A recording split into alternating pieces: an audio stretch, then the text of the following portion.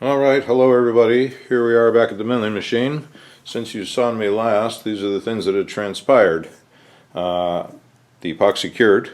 I popped the action out. It was no drama. I did have to cut this open and pry open the forearm forks a little bit to get it out. I kind of thought I might have to do that. I used a flush cut saw. It's a skinny little gap. I can fill that and glue it if I need to when I'm shaping the schnabel, because that was kind of the idea why I left it stuck together. But frankly, this wood is so stiff that it seems like it's not flexible. I think I can shape the schnabel with it completely cut out, but whatever. It got the steel out of the wood. And then I opened up the forearm screw holes because of course they were molded to the threads of the forearm screws. Opened them up 2 drill bits in succession by hand, the hand drill. And then I've put it in the milling machine and I'm using a center finder, and I've already accomplished it. Well, here I can move it, I guess. Most of you guys know how this works, and it's by feel. And it's just super finely machined, and you can totally feel when when it's perfect. So there we go. So with the center found, now I'm going to lower this down, and I'm going to use a 7/16 inch Forstner bit to cut the well, screw cup, I guess you call it, the countersink for the for the head of the Allen. And by the way, on my stocks I use Allen's, not the original factory bolts, because our forearms are always different thicknesses from the factory. The factory screws almost never going to work anyway.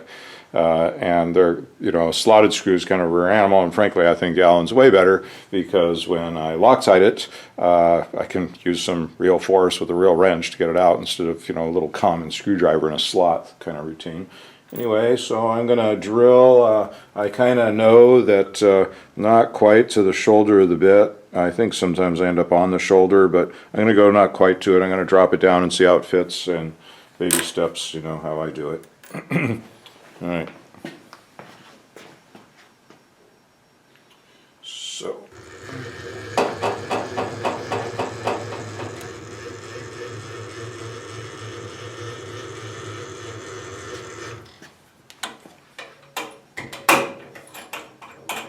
Sorry I'm in your way.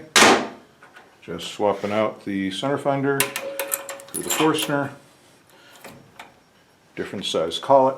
And yep, I haven't installed leveling feet on the milling machine yet, so it still looks like it's bouncing around when I'm cranking on the wheels, but the machine itself is, it doesn't matter what the base is doing. It's all good. What else did I do in the interim? Nothing interesting. Okay, here we go. Oh, I need eyes. Here they are.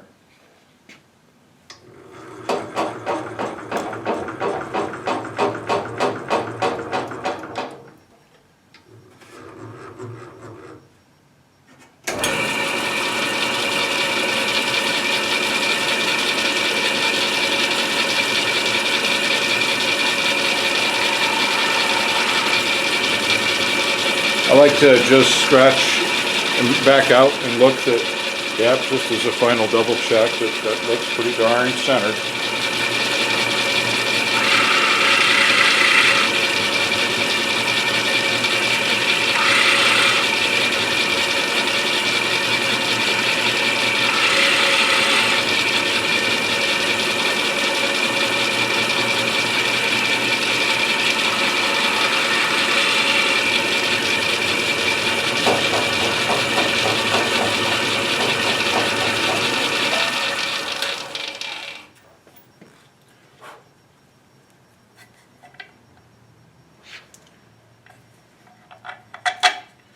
Nice, so it's perfectly flush right now, but we got a lot of sanding to do, so I'm going to go ahead and put it down a little bit more. Shot to take me right to the shoulder of the bit.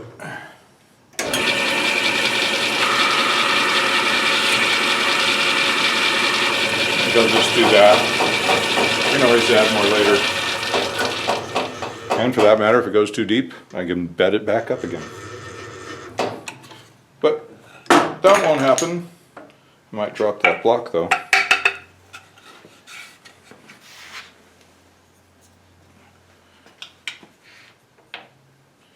Alright, so I'm going to turn this off and get jigged up and recentered, and well, you know, for that matter, I'll just drill the other hole without you and come back to you on the next step.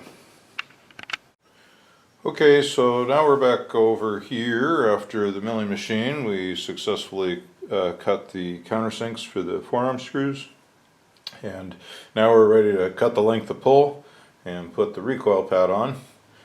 And to do that, I wrapped the cut area in masking tape, and in order to make the cold masking tape work, nuked it in the microwave for about 15 seconds. There's a trick for you if you don't know it.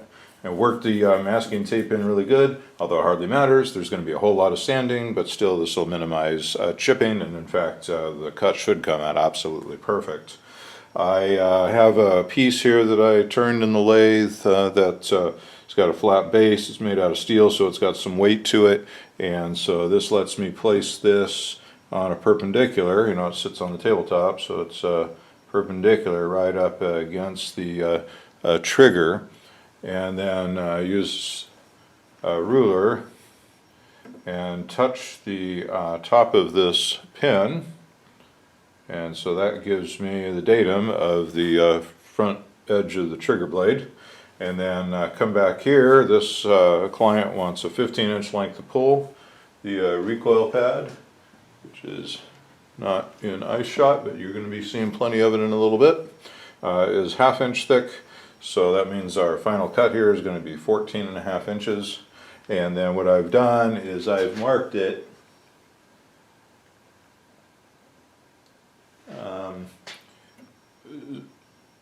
I marked it 1/4 inch short, so that lawn, I mean. So I have a practice cut, so I'm going to cut it there at 14 3/4, and then I'm going to bring it back over here and put the action back in it and put the pin back on the table. I'm going to measure and see that I did in fact get that, and I just, you know, this is something you can't make a mistake on, so baby steps. And another thing that's kind of critical is to not have this ruler on an angle to the forearm, because it's a pretty long angle for that'll give you some parallax error, and I think one can do just fine sighting down on it, although I suppose one could put another straight edge along the top of the forearm.